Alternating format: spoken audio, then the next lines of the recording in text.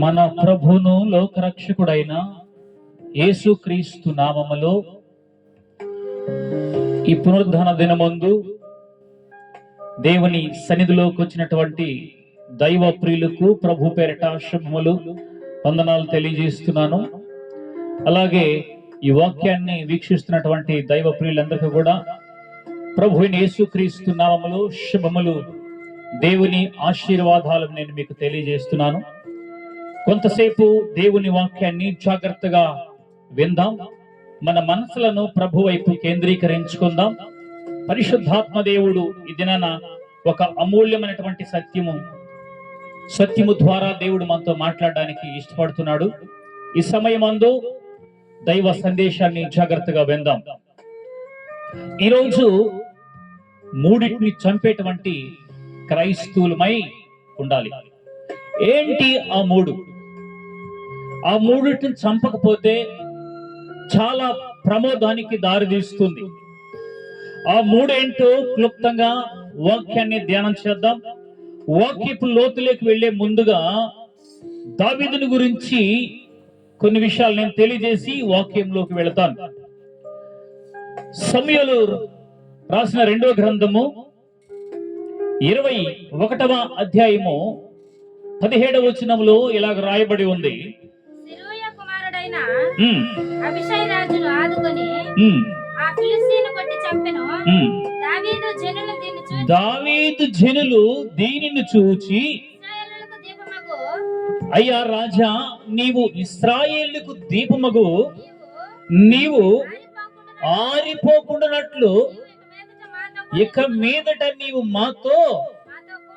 మాతో కూడా యుద్ధమునకు రావద్దని అతని చేత ప్రమాణము చేయించిరి. దేవునికి స్తోత్రం కలుగును గాక. అయితే ఇశ్రాయేలు ప్రజలందరికీ దావీదు ఒక దీపముగా ఉన్నాడంట. దీపం అనగా వెలుగు, లైట్. అయితే ఇశ్రాయేలు ప్రజలందరికీ దావీదు ఒక వెలుగుగా ఉన్నాడు. వెలుగు ఉన్న చోట చీకటి సంచరించదు. వెలుగు ఎక్కడికి వెళితే అక్కడ ప్రకాశిస్తూ ఉంటుంది. లేకపోతే వెలుగు వెళ్లే కొద్దీ వెలుగున్న చోట చీకటి కనబడకుండా కనుమరుగైపోద్ది. కాబట్టి ప్రజలందరికీ దావీదు ఒక వెలుగుగా ఉన్నాడు. ప్రభువైన యేసుక్రీస్తు వారు ఈ లోకానికి ఆయన శరీరం ధరించుకొని ఈ లోకానికి వచ్చినప్పుడు ఆయన కూడా దేవుడు వెలుగై ఉన్నాడు. ఆయన కూడా ఈ లోకాన్ని వెలుగుగా వచ్చాడు. ఈ లోకములో ఉన్నటువంటి ప్రజలు సత్యము తెలియక చీకటిలో సిందులాడుతూ జీవిస్తున్నటువంటి ప్రజలందరికీ ఆయన కనికరము, ఆయన వెలుగు భూమి మీద పడినప్పుడు ఆ వెలుగు లోకములోకి వచ్చింది. ప్రతి మనిషిని వెలిగించడానికి లోకానికి వచ్చాడు ప్రభువైన యేసుక్రీస్తు వారు. ఆయన అనుసరిస్తున్నటువంటి మనము కూడా మీరు లోకానికి వెలుగై ఉన్నారని చెప్పాడు దేవుడు. దావీదు ప్రజలకి వెలుగుగా ఉన్నాడు. యేసుక్రీస్తు ప్రభువారు ఈ లోకాన్ని అంతటికి ఆయన వెలుగుగా వచ్చాడు.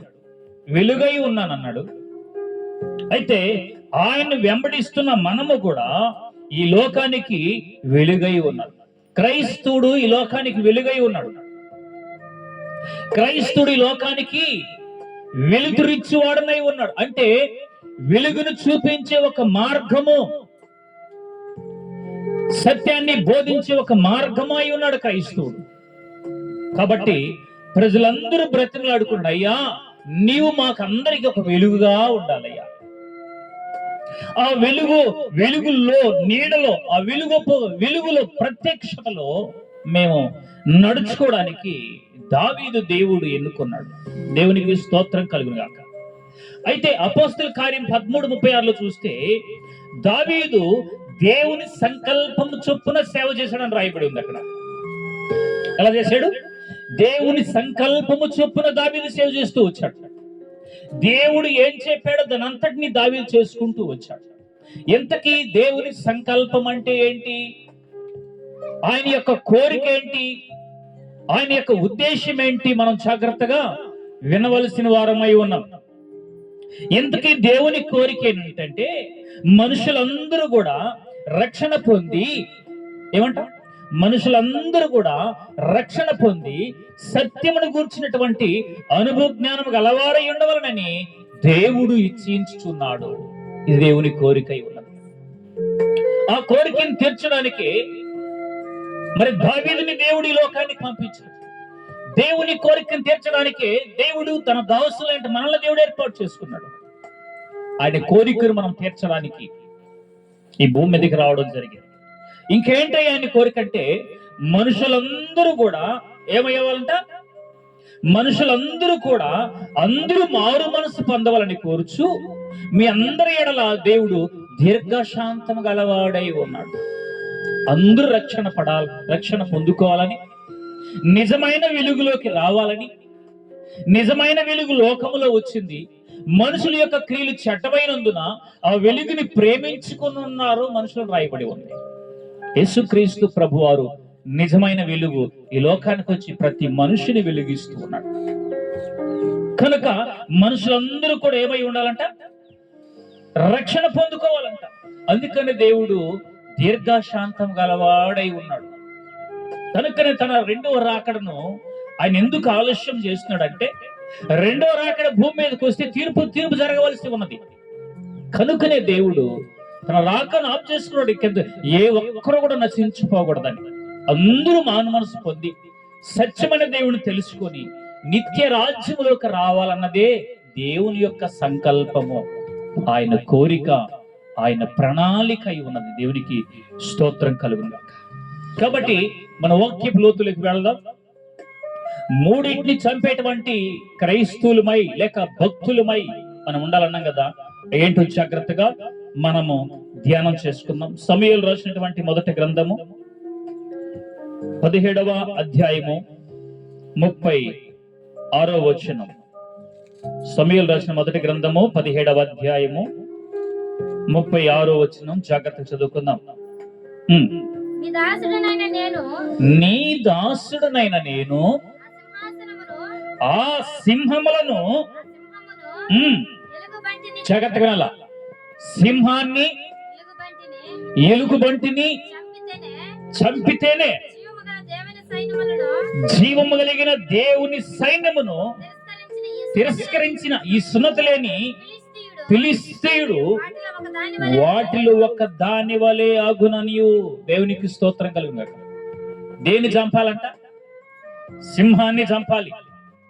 ఇంకేం చంపాలి? ఏలుగుబంటును చంపాలి. నిజంగా ఈ చంపితే పారస్టాలు గమ్ముంటారా? అయితే జాగ్రత్తగా దీని యొక్క మర్మం ఏంటో ఈ వాక్యము చివరి దాకా వినగలిగితే ఎలుగుబంటు అంటే ఏంటో, సింహం అంటే ఏంటో మీకు అర్థమవుతుంది. ఎవరు కూడా క్లిక్ చేయకుండా చివరి వరకు చూడగలిగితే ఈ సత్యం ఏంటో పరిశుద్ధాత్మ దేవుడు మీకు బోధించుతున్నాడు. 50వ వచనం అక్కడే. దావీదు ఫిలిష్తీయుని కంటే బలాఢ్యుడై ఖడ్గము లేకయే వడిసెలతోను ఫిలిష్తీయుని కూడా చంపాలి. మూడోది దేని చంపాలా? మొదటగా సింహాన్ని చంపాలి, రెండోది ఎలుగుబంటును చంపాలి, మూడోది ఒక మనుష్యుని కూడా చంపాలి. ఈ మూడింటిని చంపితే జీవము కలిగిన దేవునికి బిడ్డలమై ఉంటాం, లేక దేవుడుండే స్థలములకు అని వెళతాం, మోక్ష రాజ్యానికి వెళతాం. దేవుడున్నటువంటి ఆ పరిశుద్ధమైన లోకానికి మనం చేరాలంటే ఈ మూడింటిని ప్రతి ఒక్కరూ చంపవలసి ఉన్నది. దేవునికి స్తోత్రం కలుగును గాక. మొదటిగా సింహాన్ని గురించి జాగ్రత్తగా ఆలోచన చేద్దాం. హోషేయ గ్రంథము 13వ అధ్యాయము 8వ వచనం చదువుకుందాం. పిల్లలు పోయిన ఎలుగుబంటి ఒకని మీద పడినట్టు ఏందంట? పిల్లలు పోయిన ఎలుగుబంటు ఒకని మీద పడినట్టు నేను వారి మీద పడి వారి రొమ్మును చీల్చివేయుదును. ఆడి సింహము ఒకని మృంగివేయినట్లు వారిని మృంగివేయుదును. దుష్ట మృగములు వారిని చీల్చివేయును. దేవునికి స్తోత్రం కలుగును గాక. ఈ సింహానుకున్నటువంటి స్వభావం ఏంటంటే మింగే స్వభావము. మింగివేసేటువంటి స్వభావము సింహానికి ఉంది. ఏంటి అక్కడ మింగేస్తా ఉంది?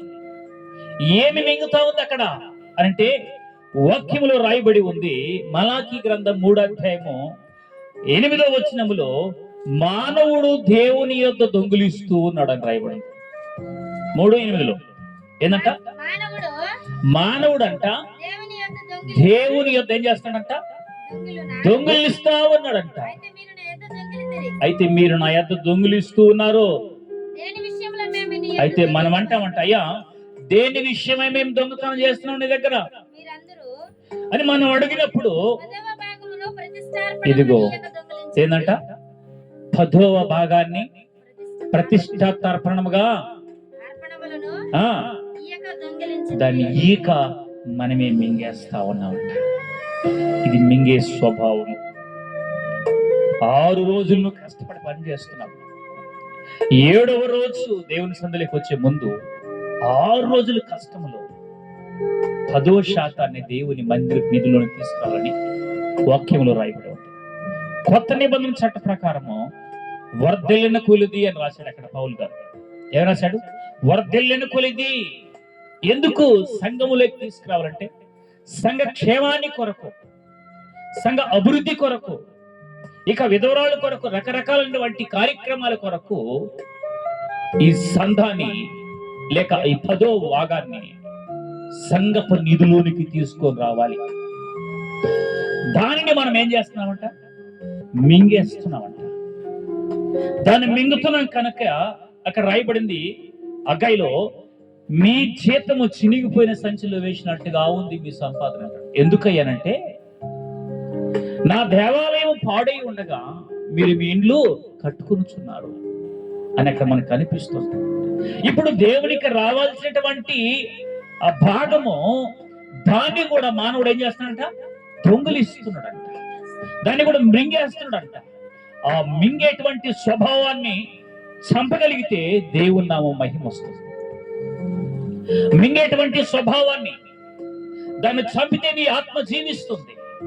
దాన్ని చంపగలిగితే సంఘం అభివృద్ధిలోకి వస్తుంది. దాన్ని చంపగలిగితే సంఘ క్షేమాభివృద్ధిలోకి వస్తుంది. దాన్ని చంపేటువంటి స్వభావం, ఆ మింగేటువంటి స్వభావం, దాన్ని ఎప్పుడైతే నువ్వు చంపుతావో అప్పుడు నీవు నీ కుటుంబం ఆశీర్వదించబడతావు.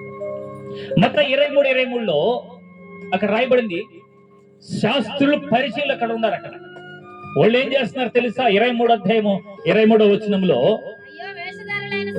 దేవుడు వాళ్ళతో మాట్లాడతాడు. అయ్యో వేషధారులైన శాస్త్రులారా, ఓ పరిచయులారా, ఏం చేస్తారంటే వీళ్ళు పుదీనాకులో,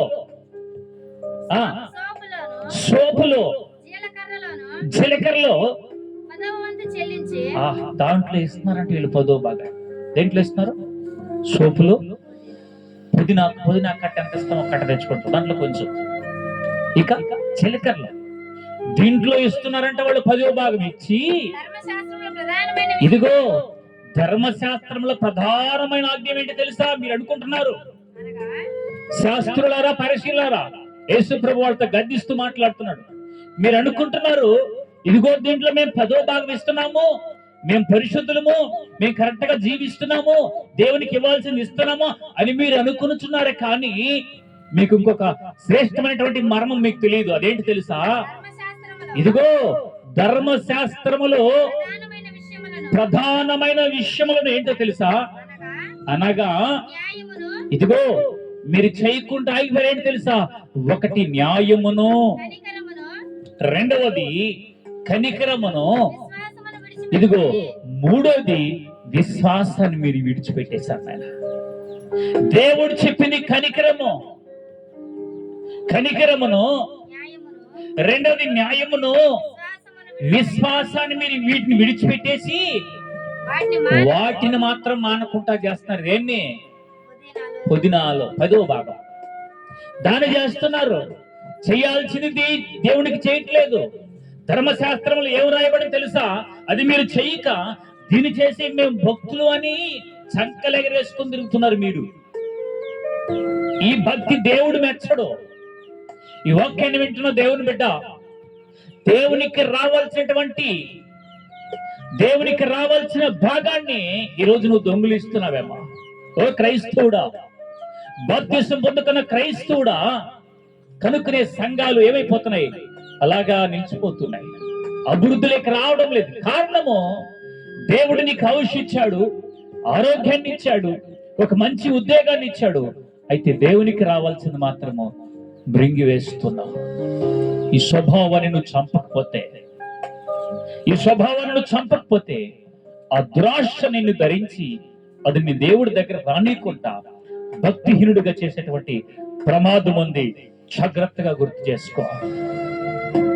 కాబట్టి మరి వీళ్ళు ఏం చేస్తారంటే, అక్కడ కింద రాయబడింది, ఏం చేస్తారంటే వీళ్ళు చదువు, వాటిని మానక వీటిని చేయవలసి ఉండెను. అందులైన మార్గదర్శకులారా, ఓ అందులైన మార్గదర్శకులారా, ఏం చేస్తారంటే వీళ్ళు దోమ లేకుండానట్లు, దోమలు లేకుండానట్లు ఒడియ గడ్డి ఒంటెను మృంగు వారి మీద వడగడుతున్నారంట. దోమలేమో, బాగా వింటున్నారు, అర్థమైంది మీకు మాట? దోమలనేమో వడగడుతున్నారు, ఒంటిల్లేమో మింగేస్తున్నారు. పైకి చూపిస్తున్నారు దోమలు వడగడుతున్నామని, పెద్ద పెద్ద వాటిని మింగేస్తున్నారంట ఒంట్లు. అలాంటి వారు మీరన్నాడు దేవుడు. దేంతో పోలుస్తున్నాడు వాళ్ళని? మీరు భక్తులు అనుకుంటున్నారు కదా, లోపల ఒంటిని మింగేస్తున్నారు మీరు, పైకేమో మరి దోమలు వడగట్టు చూపిస్తాం మేము భక్తులు అంటున్నారు. కాబట్టి మీ జీవితాన్ని మార్చుకొని దేవుడు ఖండించాడు వాక్యం ద్వారా. అక్కడ ఓ శాస్త్రులారా, పరిశీలారా, మీ జీవితాన్ని మార్చుకోండి. లోపల తెలియకనే రహస్యంగా దాచుకుంటున్నారు మీరు, మింగేస్తున్నారు మీరు, పైకేమో ఇదిగో కొంత చూపిస్తున్నారు. జాగ్రత్త, మీ ప్రవర్తన మార్చుకోండి, మీ బ్రతుకుని మార్చుకోండి అని దేవుడు వారిని హెచ్చరిక చేస్తున్నాడు. శాస్త్రుల్ని, పరిశీలన దేవుడు. ఈ వాక్యం వెంటనే దేవుని బిడ్డలారా, కూడి వచ్చిన మీ అందరికీ కూడా దేవుడు హెచ్చరిక చేస్తున్నాడు. జాగ్రత్తగా వాక్యాన్ని గ్రహించ బద్ధులమై ఉన్నాం. కాబట్టి మొట్టమొదటిగా మింగేటువంటి స్వభావాన్ని దాన్ని మనం ఏం చేయాలి? చంపివేయాలి. ఏంటది? సింహపు స్వభావం. ఆ మింగేటువంటి స్వభావాన్ని చంపాలి. రెండో దానికి మనం వెళదాం. దేవునికి స్తోత్రం కలుగును గాక. రెండోది ఏంది? ఏలుగుబంటును కూడా చంపాలి. ఇప్పుడు సింహపు స్వభావాన్ని చంపేశాం. రెండోది ఎలుగుబంటు స్వభావం ఏంటో దాన్ని కూడా మనం చూద్దాం. సామెతల గ్రంథము 28వ అధ్యాయము 15వ వచనం. సామెతల గ్రంథము 28వ అధ్యాయము 15వ వచనం.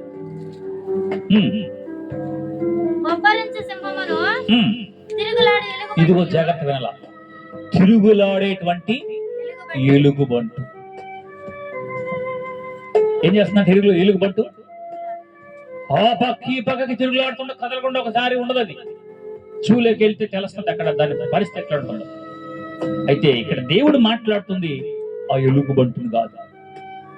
ఈరోజు క్రైస్తవులు కూడా బాప్తిసం పొంది సంఘములో చేర్చబడి ఆశీర్వదించబడిన తర్వాత ఎవరో సేవకులు వచ్చి నీకు అది జరిగిపోతుంది ఇది జరిగిపోతుంది ఒక ప్రవచనం చెప్తే సంఘాన్ని వదిలిపెట్టి, స్థానిక సంఘాన్ని వదిలిపెట్టి ఎవడో మాయ మాటలు చెప్తే అక్కడికి వెళ్ళేటువంటి ఎలుగుబంటిన వారి గురించి దేవుడు మాట్లాడుతున్నాడు. ఈ సంఘములో బాప్తిసం పొంది రక్షించబడి సంఘం అభివృద్ధిలోకి వచ్చిన తర్వాత ఎవరో ఏం చెప్తున్నారని ఆ సేవకుడు బాగా మంచి వాక్యం చెప్తున్నాడు, ఇదిగో ఈ సేవకుడు వాక్యం చెప్తున్నాడని వీడి మనసు నిలకడ లేకుండా ఒక ఆదివారం ఆ సంఘానికి, మరొక ఆదివారం ఇంకొక సంఘానికి, మరొక ఆదివారం ఇంకొక సంఘానికి తిరుగులాడుతున్నాడు. అంటే వీడు ఎవరు? వాడు క్రైస్తవుడు. వాడు ఎలుగుబంటు లాంటి వాడు. వాడికి స్థిరమైన మనస్సు ఉండదు, స్థిరమైన జ్ఞానం ఉండదు, స్థిరమైన బుద్ధి ఉండదు. ఆ సంఘము ఈ సంఘము అక్కడ అద్భుతాలు జరుగుతున్నాయి, సూచిక్రియలు జరుగుతున్నాయి, ఇక్కడ మహత్కాతిక కార్యాలు జరుగుతున్నాయి, ఆయన భాగవాక్యం చెప్తాడు, వీరి భాగవాక్యం చెప్తాడు. వీడి మనస్సులో స్థిరత్వం ఉండదు. వీడిది ఎలుగుబంటి స్వభావం. దాన్ని చంపి దేవుడు నీకు ఇచ్చిన సంఘం ఏంటో, దేవుడు నీకు ఇచ్చిన సేవకుడు ఎవరు, దేవుడు నీకు ఇచ్చిన భక్తి ఏంటో అక్కడ నీవు మరణం వరకు కష్టం వచ్చినా, శ్రమ వచ్చినా, నింద వచ్చినా, వేదన వచ్చినా, ఏమొచ్చినా మరణం వరకు నీవు నమ్మకంగా ఉంటే దేవుడు నిన్ను ఆశీర్వదిస్తాడు. దేవుడికి స్తోత్రం కలుగుగాక. అటు ఇటు తొలగ కొడతాడు. స్థిరంగా నిలబడాలంట. ఈ ఎలుగుబంటి వలె తిరుగులాడేటువంటి స్వభావాన్ని నువ్వు ఎప్పుడైతే చంపుతావో నీవు నీ కుటుంబం ఆశీర్వదించబడుతుంది. దావీదు గారు ఒక మాట రాశాడు, కీర్తన 1:14 అనుకుంటూ చూడండి ఒకసారి అన్నమాట. దావీదులు రాసినటువంటి గ్రంథము 1:4 దుష్టులు ఏం చేస్తారంట? దుష్టులు అలాగ ఉండరు. ఎట్లా? ఒక సంఘములు నిలబడరు వాళ్ళు, ఒక భక్తి కింద నిలబడరు వాళ్ళు, ఒక నాయకుడు కింద ఉండరు వాళ్ళు. వాళ్ళకి వాళ్ళే ఇదైపోయి రకరకాలుగా ప్రయత్నాలు చేస్తూ ఉంటారు. ఈ భక్తి మంచిది కాదు. ఒక సందర్భంలో ఒక సహోదరి బాప్తిసం పొందింది ఒక చోట. అవేం చేసేదంటే, ఒక ఆదివారం ఒక సంఘానికి వెళ్ళేది, మరొక ఆదివారం మరొక సంఘానికి వెళ్ళేది, మరొక ఆదివారం మరొక సంఘానికి వెళ్ళేది. నెలలో 4-5 వారాలు ఉంటే ఈ 4 వారాలు 4 సంఘాలకు వెళ్తా ఉండేది. ఇలాగా ఆమె యాత్ర జరుగుతుండేది. సేవకుడు వాక్యము ద్వారా హెచ్చరించిన మార్పు రాలా. అయితే ఒకరోజు ఆ సహోదరికి మరణం వచ్చింది. ఇక బంధువులందరూ ఉంటారు కదా, అందరూ ఫోన్లు చేసి చెప్పారు, ఇదిగో ఫలానా సహోదరి చనిపోయింది. ఒక్కొక్క సేవకుడికి ఫోన్ చేస్తే, ఆమె మన సంఘానికి కదా ప్రతి వారం వచ్చేది. ఈయనంటాడు, నెలలో ఒకసారి మన సంఘానికి వస్తుంది కదా, మన సంఘానికి నెలలో ఒకసారి వస్తుంది కదా అని ఒక్కొక్క సేవకుడు మరి వారు తగిన రీతిలో పెట్లు తీసుకొచ్చేసారంట. ఏం తీసుకొచ్చారు? పెట్లు. చనిపోతే మోసుకొని పోతారే బాక్సులు, అవి తీసుకొచ్చేసి 4 పాస్టర్లు తీసుకొచ్చి 4 పెట్లు పెట్టారు అక్కడ. ఎంత కావాలి? ఏ పెట్లో పెట్టాలా? ఈ పాస్టర్ అంటే ప్రతి నెల నా దగ్గరకు వస్తుందయ్యా, నాకు దశమ భాగం ఇస్తుందని ఆ సేవకుడు. లేదు నా దగ్గరకు వస్తుంది, నాకు కూడా దశమ భాగం ఇస్తుంది ఈ సేవకుడు. లేదయ్యా నేను చచ్చిపోతే నన్ను పెట్టమందని ఆ సేవకుడు, నన్ను పెట్టమంది ఆ సేవకుడు. 4 కొట్లాట వేసుకొని గొడవ వేసుకొని 4 పెట్లు మళ్ళీ వెళ్ళిపోయినాయంట. ఇప్పుడు ఆమె ఎట్టా ఆ కార్యక్రమం చేయాలా? పాడిగట్టి తీసుకున్నారు. ఇది ఆమె సంపాదించినటువంటి ఆదాయం. కాబట్టి దుష్టుల వలె మనం ఉండకూడదు. దుష్టులు ఏం చేస్తారు? ఆ పక్కకి ఈ పక్కకి ఆ పక్కకి ఎలుగు మంటలాగా తిరుగుతూ ఉంటారు. వాళ్ళకి నెమ్మది ఉండదు, మనశ్శాంతి ఉండదు. ఒక సంఘంలో స్థిరంగా నిలబడరు, ఒక సేవకుడి కింద స్థిరంగా ఉండరు. 4 పక్కల ప్రయాణం చేస్తుంటారు. విశ్వాసం నుండి వైదొలిగిపోతారు చివరికి. దేవుడు నీకు ఇచ్చిన సంఘంలో స్థిరంగా నిలబడితే నువ్వు ఆశీర్వదించబడతావు, ఫలించుతావు. ఈ చెత్త ఉంది కదా, చెత్త, ఈ చెత్త ఏం చేసిన స్థిరంగా ఉండదు. ఈ గాలి తోలితే ఈ కంపులేకి, ఆ గాలి తోలితే ఆ కంపులేకి, ఈటు పొడితోడు తిరుగుతూ ఉంటుంది. దానికంటే ఒక స్థిరం ఉండదు. బజార్లో ఉన్న ఆవుల్లాగా తిరుగుతూ ఉంటాయి. బజార్లో ఉన్న ఆవులు ఎవరు కట్టిరు? ఎడబోతడబోతా ఉంటాయి, ఎట్టొస్తాడో తిరుగుతూ ఉంటాయి. అయితే దేవుడు మనల్ని స్థిరత్వం చేశాడు. దేవుడు ఒక సంఘాన్ని ఇచ్చాడు, ఒక ఆధిపత్యం కింద దేవుడు మనం నిలబెట్టాడు, ఒక సేవకుని కింద దేవుడు మనం నిలబెట్టాడు. ఆ సంఘములో మరణం వరకు నమ్మకం కలిగి ఉంటే అది భూమి మీద నీకు మహిమ, నీ కుటుంబానికి మహిమ, సంఘానికి నీ ద్వారా మహిమ, దేవుని రాజ్యం నిన్ను బట్టి అక్కడ మహిమ జరుగుతుంది. దేవునికి స్తోత్రం కలిగిన.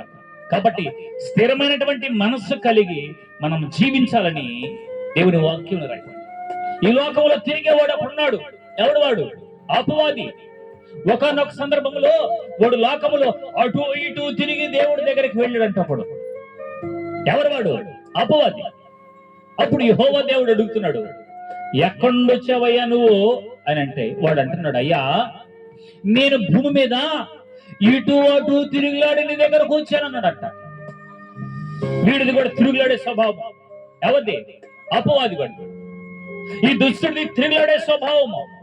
వీడికి స్థిరంగా ఉండదు, నెమ్మది ఉండదు, అటు ఇటు తిరుగులాడి దేవుడి దగ్గరకు వచ్చాడట.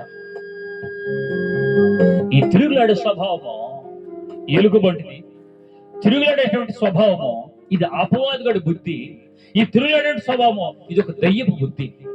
స్థిరం ఉండదు వీళ్ళకి, నెమ్మది ఉండదు వీళ్ళకి, సరైనటువంటి భక్తి కూడా ఉండదు వీళ్ళకి.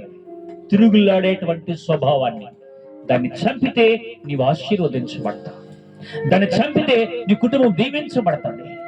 మొట్టమొదటిగా సింహాన్ని మింగేటువంటి స్వభావాన్ని, దేవుడికి రావాల్సింది ఇవ్వకుండా మింగేస్తున్నవే, దాన్ని చంపితే ఆశీర్వదించబడతావు. రెండోది తిరుగులాడేటువంటి స్వభావము.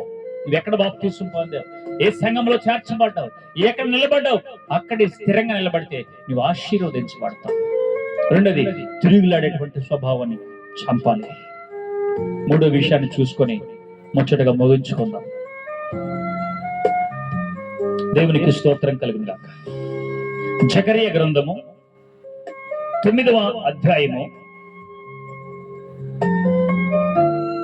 6వ వచనం చదవండి. అష్టాదులో సంకర జనము కాపురముండును, ఫిలిష్తీయుల అతిశయాస్పదమును నేను నాశనము చేసేదను. ఫిలిష్తీయుల అతిశయాస్పదము అతిశయాస్పదము నేను నాశనం చేస్తాను. ఈ ఫిలిష్తీయుడు ఒకడు ఉన్నాడు, గర్వం కలిగినటువంటి వాడు. వాడు ఇశ్రాయేల్ ప్రజల దగ్గరకు వచ్చి గర్విస్తున్నాడు. వాడు ఏమని అతిశయపడుతున్నాడు, గర్వపడుతున్నాడు, గర్విస్తున్నాడు. ఇదిగో జీవము కలిగినటువంటి మీ దేవుడు జీవము కలిగినటువంటి వాడైతే నా చేతులను రక్షించుకొని చూద్దామన్నట్టుగా వీడేం చేస్తాడంట, గర్వించుకుంటున్నాడంట. అయితే దావీదు వాడికి ఎదురుగా వెళ్ళి, జీవము కలిగిన దేవుని దాసులుగా బిడ్డలుగా మేము ఉన్నాము, ఒక్క దెబ్బతో మేము కొట్టి చంపుతామని అక్కడ కొంత వాదన జరిగింది. దేవునికి స్తోత్రం కలుగు.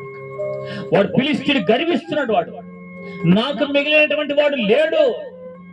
వాక్యంలో రాయబడి ఉంది, నాశనానికి ముందు గర్వం వస్తుందంట. దేనికి ముందు? నాశనానికి ముందు గర్వం వస్తుందంట. ఒక వ్యక్తికి పడిపోవటకు ముందు అహంకారమైన మనసు పడుతుంది. అప్పుడే అర్థం చేసుకోవాలి, అరే వీడికి త్వరలో ప్రాప్తించుకునేది ఇది. ఈ నాశనానికి ముందు గర్వం వస్తుంది, పడిపోవటకు ముందు అహంకారమైన మనస్సు పుట్టిన వాక్యంలో రాయబడి.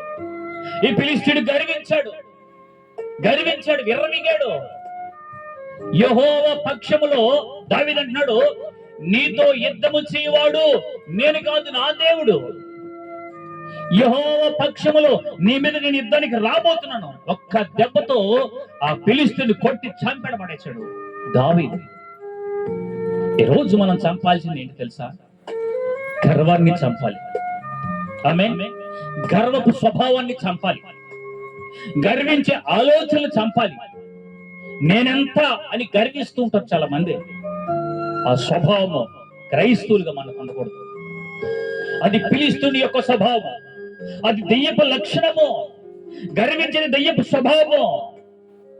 సాతాను కూడా ఒకసారి గర్వించాడు దేవుడి దగ్గరికి వెళ్ళి, ఇదిగో మహోన్నతునితో సమానంగా నా సింహాసనం కూడా వేసుకుంటానన్నాడు. ఎవరు? అపవాది. దేవుడితో సమానంగా నన్ను కూడా చేసుకుంటాను అని లోపల వాడు గర్వించుకున్నాడంట. ఇంకా పైకి కూడా రాలా. లోపల ఆలోచన కలిగింది వాడికి. హృదయ అంతరంగాలు ఎరిగిన వాడు దేవుడు. ఎప్పుడైతే ఆ ఆలోచన వాళ్ళు కలిగిందో, ఆ గర్వం వాళ్ళు కలిగిందో, అక్కడ నుండి దేవుడితో చేశాడు భూమి మీదకి. కాబట్టి ఈ వాక్యాన్ని వింటున్న దేవుని బిడ్డలుగా, గర్వపడేటువంటి స్వభావాన్ని వదిలిపెట్టు. కొంతమంది కొంత అధికమైనటువంటి సంపదను ఉన్నా కూడా గర్వపడతారు. హోదా ఉంటే కొంతమంది గర్వపడతారు. గర్వము అది నాశనానికి దారితీస్తుంది. గర్వం అనేది అది భయంకరమైనటువంటి పరిస్థితికి దారితీస్తుంది. ఆ స్వభావాన్ని విడిచిపెట్టి, గర్వపు ఆలోచనలు, గర్వపు మాటలు, కొంతమంది డంబమైన మాటలు మాట్లాడుతున్నారు. ఆ స్వభావాన్ని, అది ఫిలిష్తీయుని యొక్క స్వభావం, అది దెయ్యపు లక్షణము. దాన్ని నువ్వు చంపితే నీవు భక్తుడిగా మార్చబడతావు. దేవునికి స్తోత్రం కలుగును గాక, దేవుని నామానికి మహిమ కలుగును గాక. అయితే వాక్యం రాయబడింది, దేవుడు అహంకారులు ఎదిరిస్తాడంట. ఎవరిని? అహంకారులు ఎదిరించి దీనులకు ఆయన కృపనేస్తాడు. దావీదు దీనంగా తగ్గించుకున్నాడు దేవుని సన్నిధిలో. ఫిలిష్తీయుడు గర్వపడ్డాడు. అయితే దేవుని కనికరము దావీదుని దిగొచ్చి ఫిలిష్తీయుని ఒక్క దెబ్బతో కొట్టి చంపడేశాడు. ఈ రోజు మనం సంపాల్చింది మనలో ఉన్నటువంటి గర్వం, అహంకారం, ద్వేషం, పగ, కోపం, ఇతరులు బాగుపడితే చూడలేనటువంటి తత్వం. దీన్ని చంపగలిగితే దేవుడు నిన్ను బట్టి ఆశీర్వదించుతాడు, దేవుడు నిన్ను బట్టి దీవిస్తాడు. ఆ స్వభావాన్ని చంపాలి, గర్వపడేటువంటి స్వభావాన్ని చంపాలి. ఇంకా కొన్ని ఉన్నాయి చంపాల్సినట్టు. ఆ లిస్టు కూడా ఒకసారి చూద్దాం. కొలస్సీలు రాసినటువంటి పత్రిక 3వ అధ్యాయము 5వ వచనం చదవండి. కొలస్సీ 3:5. కొలస్సీ 3:5. కావున భూమి మీదనున్న భూమి మీదనున్న ఈ అవయములను మీ అవయములను అనగా అనగా జారత్వమును, చారత్వం, ఇదిగో చంపాల్సింది, చారత్వమును, అపవిత్రతను, అపవిత్రతను, కామతరతను, కామతురాతను, దురాశను, విగ్రహారాధనం, విగ్రహారాధన ఉమ్, ధనాపేక్షను చంపివేయండి. ఇవి పూర్వము వాటి వలన దేవుని ఉగ్రత అవిధేయుల మీదకి వచ్చును. జాగ్రత్తగా మనం చంపవలసినవి ఎన్నో ఉన్నాయి. క్రైస్తవులమైతే ఇవన్నీ చంపగలిగితే దేవుడు నిన్ను రక్షిస్తాడు, నీ కుటుంబాన్ని రక్షిస్తాడు, నీ సంఘాన్ని ఆశీర్వదిస్తాడు. కాబట్టి నా ప్రియమైన దేవుని బిడ్డలారా, నేను ముగించే ముందు మరొకసారి హెచ్చరిక చేస్తున్నాను. సింహపు స్వభావం, మింగేటువంటి స్వభావం దేవునికి ఇవ్వకుండా ఏదైతే నువ్వు మింగివేస్తున్నావో దాన్ని చంపాలి. రెండోది, ఆ సంఘాన్ని తిరుగులాడుతూ ఎలుకబంటి స్వభావాన్ని చంపాలి. మూడోది, గర్వపడేటువంటి ఫిలిస్తీయుని యొక్క స్వభావం, ఆ కోపం, ఆ గర్వపు ఆలోచన, వీటిని చంపాలి. వీటితో పాటు మరికి కొన్ని మనం చూసాం కదా, ఏది చారత్వము, అపవిత్రత, కామతురాత, దురాశ, విగ్రహారాధన, ధనాపేక్ష, వీటన్నిటిని చంపగలిగితే అప్పుడు నువ్వు దేవుని రాజ్యంలోకి వెళ్ళగా, దేవునితో నువ్వు సింహాసనం దగ్గర ఆ నిత్య రాజ్యములో నీవు, నీ సంఘం, నీ కుటుంబం అక్కడికి ఉండాలంటే ఈ స్వభావాన్ని నువ్వు చంపితే దేవుడు నీ నరకానికి వెళ్ళనీయకుండా నీ ఆత్మను పరలోకానికి తీసుకెళ్తాడు. దేవుడి వాక్యాన్ని దీవించి ఆశీర్వదించునుగాక. ఆమేన్. ఈ వాక్యమైన దేవుని బిడ్డలందరికీ కృప మీకు తోడుగా ఉండునుగాక. దేవుని ఆశీర్వాదములు మీకు తోడుగా ఉండి మిమ్మల్ని, మీ కుటుంబాన్ని దేవుడు దీవించునుగాక. ఈ వాక్యమైన మీరు అలాగే ఉండక ఈ ఛానల్ సబ్స్క్రైబ్ చేసుకోండి, ఇతరులకు షేర్ చేయండి, దేవుని యొక్క సేవలో పాలుభాగస్తులు కండి. May God bless you all. నా ప్రభు దీవించునుగాక. ఆమేన్.